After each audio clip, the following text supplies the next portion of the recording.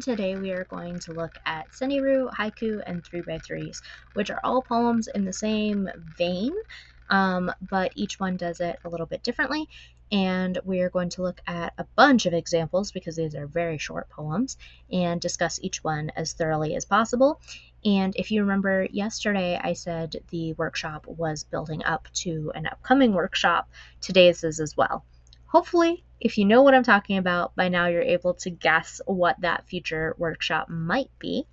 And if not, no worries. It's all good. It's going to be a fun one. I just like teasing because this has been highly requested and there are multiple steps to getting where we're headed. So I just want to celebrate that. Alrighty, that being said, let's jump into some examples of a Seniru. Alrighty, so these are just from shadowpoetry.com, which is a easily accessible resource. Most poems of this nature don't have titles. So that being said, this first one is the one right here by Gail Godot? I'm not sure. Warm soup, letters of the alphabet hang on a teaspoon. This next one is right here. Lingering heat, taste of hibiscus tea on your lips by Angel Lux. I hope, maybe, possibly. This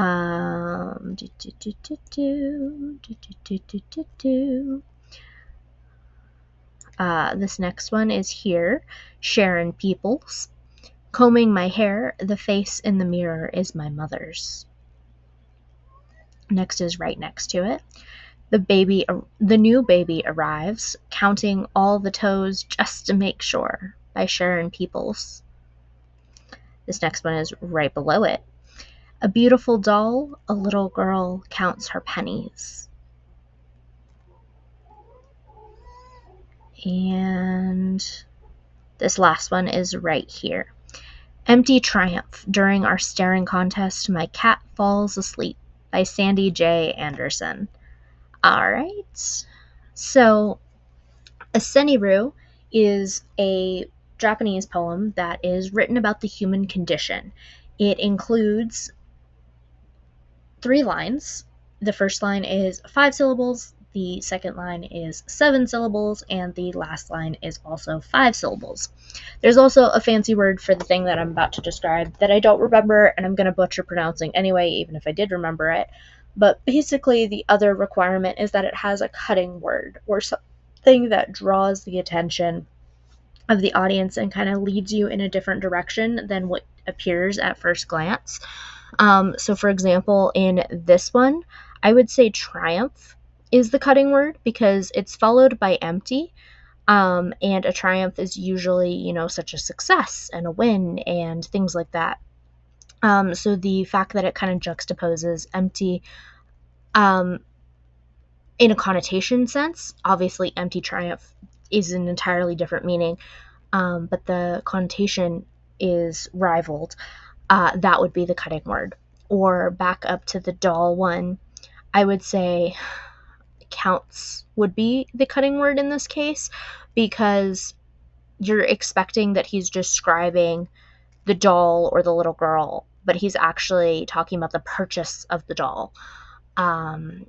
In this baby arrives, it's also counting, not necessarily because counts is all that impressive, but because you're just so excited about this new baby, but you're not sure it's a new baby, and that counting kind of questions and shifts the tone of the poem from what you would expect based on that first line. Alrighty, that being said, let's move on to some haiku. The Light of a Candle by Yosa Busam? I hope, maybe, kind of. The light of a candle is transferred to another candle, spring twilight. This one is what I like to call a haiku chain, and it's titled 5 and 7 and 5 by Anselm Holo. Follow that airplane. Of course I'm high. This is an emergency. Giant Scots Terrier I thought I saw was known as Taxicab Mountain. Brown photo legend. Serene enjoyment. They suck pipes, bones crumbled back, night train whistles, stars over a nation under mad temporal czars. Round lumps of cells grow up to love porridge, later becomes the supremes. Lady, I lost my subway token, we must part, it's faster by air.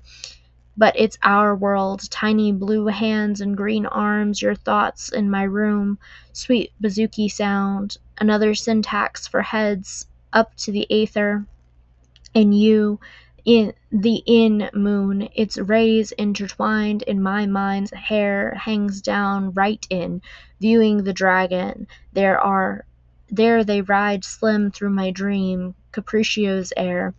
Slow bloom inside you, the mnemonics of loving incessant chatter, far shore Ferris wheel, turning glowing, humming, love in our light up heads.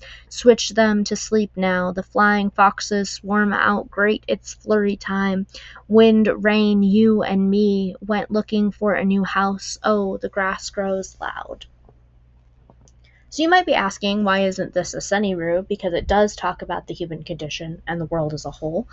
I would say this gets classified as a haiku because there are so many elements of nature that are used to prove a point and to create a purpose and to tell the story, and ultimately everything comes back to the natural world, both in real life and time and in this poem. So it's a haiku. But I understand where the debate comes from. This is also 9 haiku, which is a haiku string, written by T.C. Tolbert. Every morning, God, I make of my body a bridge, a cat, a corpse. I love the fully inflated tire upright in gravel near the car. I don't have to go anywhere today. I move to make the birds move. The finches threaten one another simply through acts of moving close. I long to meet who I most fear, my mother and her body in mine, tracing the boy I see, his mother, her hand out, lined under us both. Lifting the blinds, a morning prayer, prepare this house to receive light. Again, the seat bell would not go on, not with these thrashers in the yard. The gate is inside of me. I am holding it open with a rock. And the same thing might be asked of this. Why isn't it a Sunny-Roo? Again, there's so much nature being used to tell the story and to prove the point, and there's an interaction with nature. So haiku. Most haiku are literally just the 3 lines, but haiku chains are really beautiful, and they really test a poet's skill, and they can tell a much more complete story. And I think that there are benefits to a single haiku as well as benefits to a chain of haiku. So there we go. And lastly, we have a 3x3 by the creator of 3x3s. This is Ash Raymond James, and this is the only 3x3 that's currently available on his Instagram, which is where 3x3s began. So it's the only one we're going to look at today. But there are billions out there, and they're super simple. It's quite literally 3 lines with 3 words each, hence 3x3. And they're super fun and goofy and silly and just a quick way to share what you're thinking. So we begin again. Our hearts ready to receive love.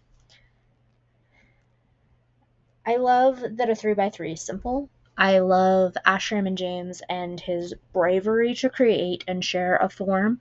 I love Ash Raymond James for a lot of reasons, and the communities that he builds are amazing and loving and beautiful. And I will always, always, always shout him out when given the opportunity. As you see, these are all very short forms of poetry, so it makes sense to explore them together. They are all so very similar, and they're very, very wonderful forms of poetry that often get overlooked or marked as easy. And there's really nothing easy about a Sunny-Roo or a haiku. And while a 3x3 is easier, honestly, I wouldn't call them easy either, because how do you pack a punch with only 9 words? Alrighty, actually, I think that's the end of today's workshop in discussion terms. So let me switch over to my camera again, and I'll give you today's prompts. I can. All right, so for today's prompts, I challenge you to write one of each, a seniru, a haiku, and a 3x3. So a seniru is about the human condition, so your prompt today is to write about your day in a seniru. And I really challenge you to identify your own cutting word. In your haiku, I encourage you to start off simple and just write about the seasons wherever you are in the world today. And for your 3x3, I want you to take something that you want to say to somebody else. Maybe you're able to, maybe you're not. That's totally fine either way. And tell us what you want to tell them in 9 words. Go for it. Go off and explore. And something that I want to say about these, even though you might only have 3 complete poems, it might take you a couple of drafts to get to a version of this poem that you like. And that's totally okay.